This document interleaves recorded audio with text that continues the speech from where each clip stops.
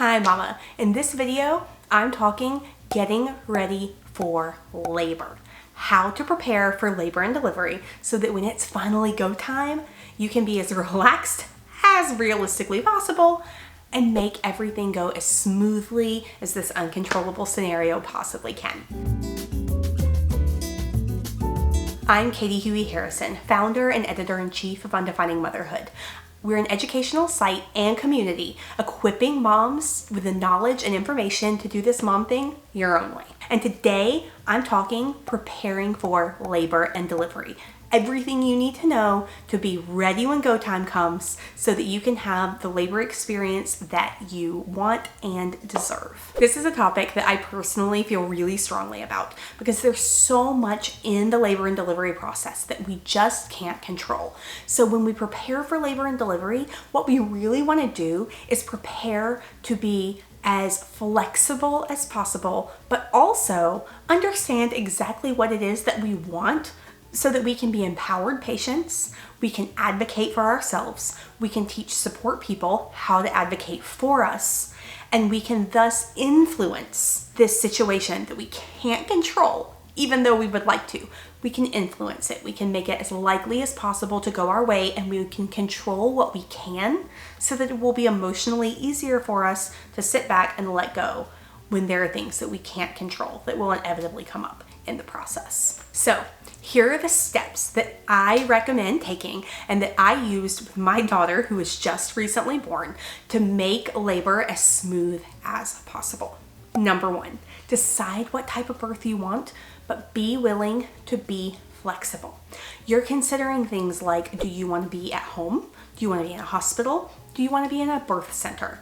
These are things that, at least to a large extent, you can control. There are occasionally situations where it might go differently than planned, but that's rare. And so it's good to at least get the basics. Where do I want to be for my labor? And who do I want to be attending?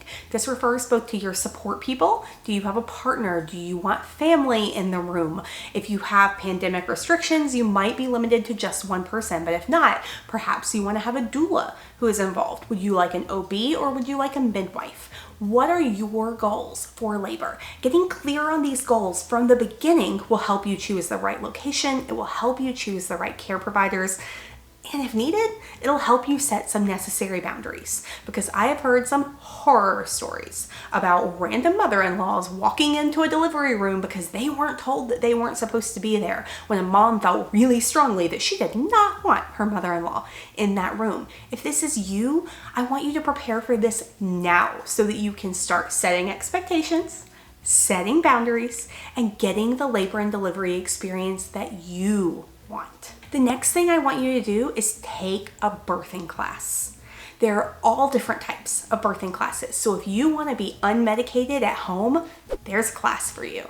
If you want to be up in an epidural in the hospital, there's a class for you. If you want to do what I did and move your way through labor for as long as you can to try to prevent it from stalling, and then you want to be hooked up to the epidural, there's a class for you. Talk to your OB, to your midwife, to your hospital. Look online. Are there people who you follow? People like Mommy Labor Nurse do birthing classes that you can join. Find the ones that interest what you're looking for specifically and learn from a reputable source what you can expect during labor. What techniques are going to help you? What are different scenarios that might occur?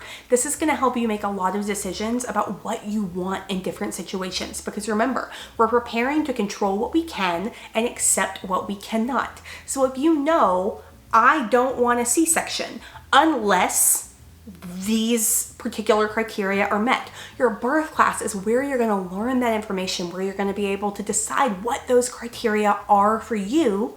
And then you're going to be able to put those in a birth plan, which we'll get to in a minute. And you're going to be able to help advocate for yourself and help your support person advocate for you. Next, what I want you to do, schedule a hospital tour and test run.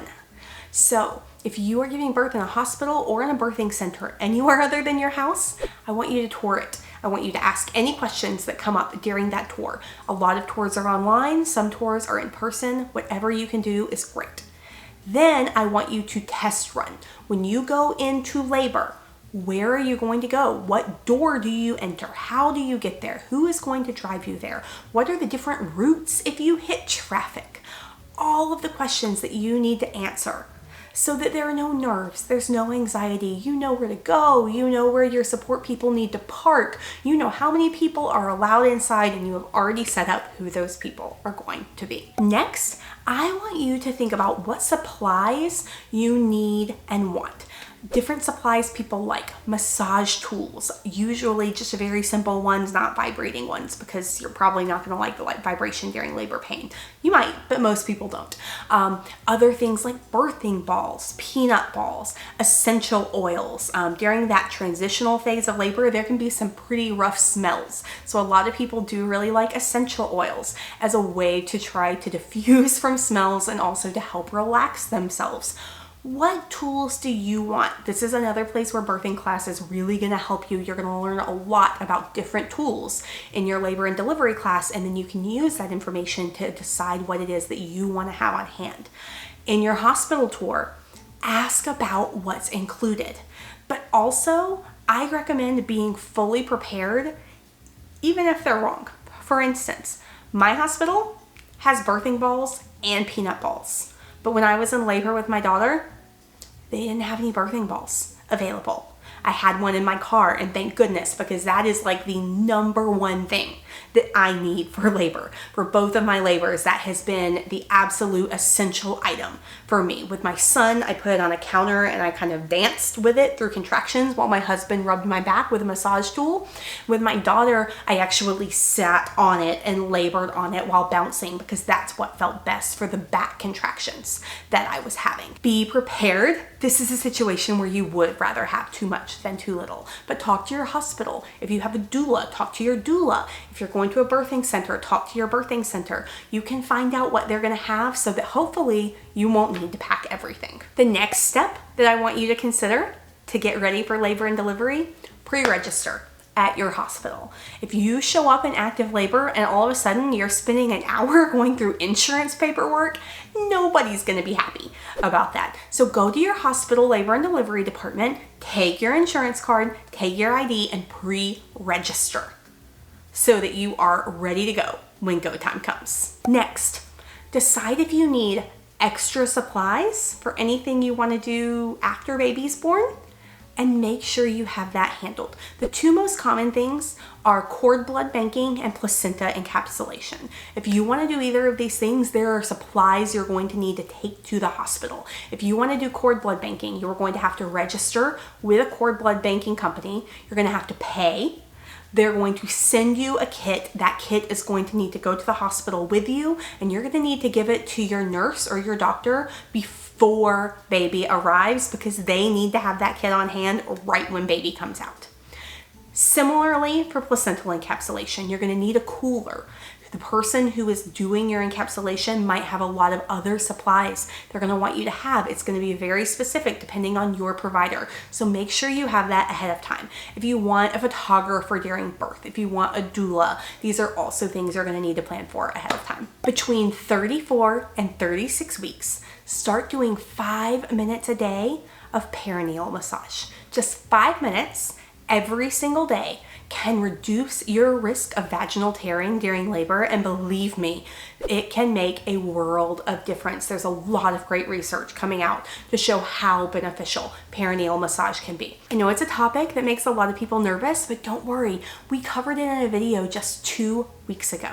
So scroll back, find that video, and you will get everything you need to know about how to perform perineal massage and decrease your risk of tearing during labor. And now there are only 2 more things left that I recommend doing to be as prepared as possible for labor and delivery. In the comments below, drop me a message and tell me what you're doing to prepare for labor and delivery. What's making you feel the most confident, the most ready, the most prepared? Let's get a good list going and start having some conversations about this. Next, what I want you to do, create a birth plan. We have a template for a birth plan in Expecting and Organized, our pregnancy and newborn baby planner. It's one simple page, very quick and easy to fill out. I highly recommend that you use the template that's in this planner so you can just hand it directly to your care provider and say, here's what I want. Because if you can tell your provider ahead of time what you do and do not want as part of your labor and delivery experience, they're going to have a much easier time guiding you and trying to help you have the experience that you desire and that you deserve. Also share this birth plan with any support people who are going to be in the room. You want them to be able to advocate for you as well. And finally, last but not least, pack your bags using our unique 2-bag hospital packing system. We have a video on it. I'll link to that video in the description below. We also have a printable checklist. It's completely free and you can access that as part of our Getting Ready for Baby bundle. It's a free downloadable bundle of 6 different checklists to help you get ready for a baby. I'll drop a link in the description below. Grab that checklist and you're gonna pack 2 hospital bags, one for labor and delivery and another one for postpartum recovery. It's gonna make it so much easier to have everything that you need at your fingertips, organized, where you can tell a support person, hey, this is what I need, this is where it's located, done. Life will be so much simpler. Thank you so much for watching today. I hope this has been helpful for you. Please don't forget to like, comment, and subscribe for more amazing content to help you get ready for baby. And of course, remember to download our Getting Ready for Baby bundle. It's free and it's going to give you so much information you need to get started feeling confident and prepared. Thanks so much for watching. Bye.